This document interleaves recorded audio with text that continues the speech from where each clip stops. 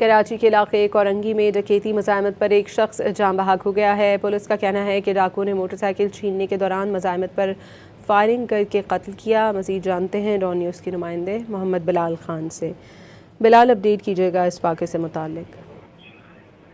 جی بالکل، دیکھیں کورنگی علاوہ ٹاؤن رشید مسجد کے قریب نامعلوم موٹر سائیکل سوار ملزمان کی جانب سے فائرنگ کی گئی۔ فائرنگ کے نتیجے میں ایک شخص زخمی ہوا جسے طبی امداد کے لیے ضلع اسپتال منتقل کیا گیا اور دوران علاج جو شخص تھا وہ جاں بحق ہو گیا۔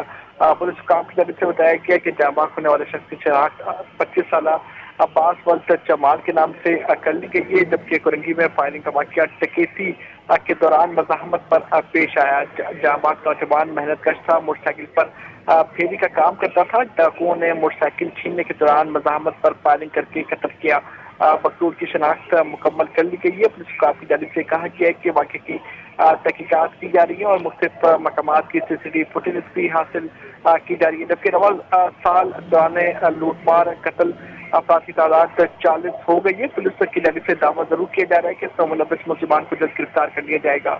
جی بہت شکریہ محمد بلال آپ کا۔